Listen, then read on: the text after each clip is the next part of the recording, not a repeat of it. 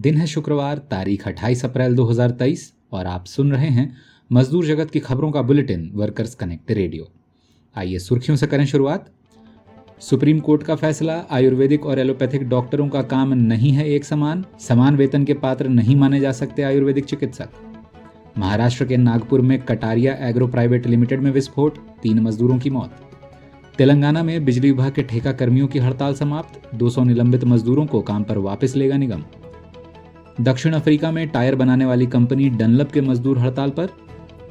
और प्रबंधन के साथ समझौते के बाद नाइजीरिया में एक्सॉन मोबिल के मजदूरों की हड़ताल समाप्त। अब खबरें तफसील से।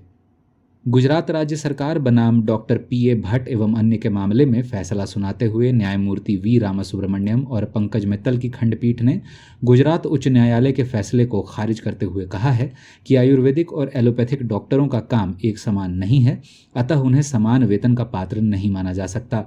मामला 1998 में लोकल फंड ऑडिट अहमदाबाद द्वारा राज्य सरकार से स्पष्टीकरण मांगे जाने से जुड़ा है, जहां पूछा गया था कि क्या वे चिकित्सा सेवा प्रदाता जिनके पास MBBS की डिग्री नहीं है, वे भी समान वेतन व लाभ के हकदार हैं। 1999 में राज्य के स्वास्थ्य एवं परिवार कल्याण विभाग ने इस पर हामी भरी थी, जिसके बाद मामला कोर्ट पहुंच गया था। अपने फैसले में सुप्रीम कोर्ट ने कहा कि एलोपैथिक डॉक्टर आपातकालीन सेवाओं, शल्य यानी सर्जिकल एवं पोस्टमार्टम जैसे काम करते हैं, जो आयुर्वेदिक डॉक्टर के काम के दायरे में नहीं आते, अतः उन्हें समान काम समान वेतन की तर्ज पर समान वेतन का पात्र नहीं माना जा सकता। महाराष्ट्र के हिंगना में महाराष्ट्र औद्योगिक विकास निगम स्थित कटारिया एग्रो प्राइवेट लिमिटेड संयंत्र में विस्फोट के बाद आग लगने के कारण 3 मजदूरों की मौत हो गई, जबकि 3 मजदूर गंभीर रूप से झुलस गए और एक के लापता होने की खबर है। कंपनी में ज्वलनशील उत्पादों का निर्माण होने के बावजूद कारखाने में अग्निशमन उपकरण नदारद पाए गए। मृतकों की पहचान हेमराज अरमो, आदेश डहिवले और अनुरोध मडावी के रूप में हुई है।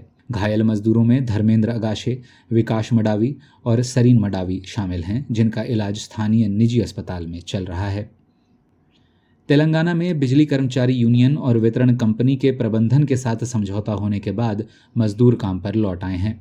ज्ञात हो कि तेलंगाना में बिजली वितरण कंपनियों के ठेका मजदूर 6 सूत्रीय मांगों के प्रति उनके उदासीन रवैये को देखते हुए तेलंगाना विद्युत कर्मचारी संघ और इत्तेहाद विद्युत ठेका कर्मचारी यूनियन के संयुक्त आह्वान पर 24 अप्रैल को हड़ताल पर चले गए थे। हड़ताल को कुचलने के लिए कंपनी प्रबंधन ने 200 से अधिक मजदूरों को निलंबित कर दिया था, जिन्हें समझौते के बाद काम पर वापस लेने की सहमति बनी है। चलते हैं अंतर्राष्ट्रीय खबरों की ओर। पहली खबर दक्षिण अफ्रीका से, जहां सुमितोमो रबर साउथ अफ्रीका यानी डनलप कंपनी के लिए टायर बनाने वाली फैक्ट्री में मजदूर national union of metal workers of south Africa के तत्वाधान में अनिश्चितकालीन हड़ताल पर चले गए हैं। मजदूरों की मांग है कि फैक्ट्री के CEO, मानव संसाधन यानी HR के प्रमुख और उत्पादन समन्वयक यानी प्रोडक्शन ऑपरेटर को तत्काल निलंबित किया जाए, जिन पर यूनियन को तोड़ने और यूनियन सदस्यों की प्रताड़ना करने के लिए अनुशासनात्मक कार्रवाई लंबित है। साथ ही मजदूर यह भी मांग कर रहे हैं कि प्रबंधन पुराने शिफ्ट सिस्टम को दोबारा लागू करे। उधर नाइजीरिया में एक्सॉन मोबिल प्रबंधन, सरकारी तेल एवं गैस कंपनी NNPC और PENGASSAN oil and gas workers union के बीच हुए त्रिपक्षीय समझौते के बाद मजदूरों ने हड़ताल वापस ले ली है। मजदूर अग्रिम सेवानिवृत्ति यानी अर्ली रिटायरमेंट और काम के रोटा में बदलाव का पहले ही विरोध कर रहे थे।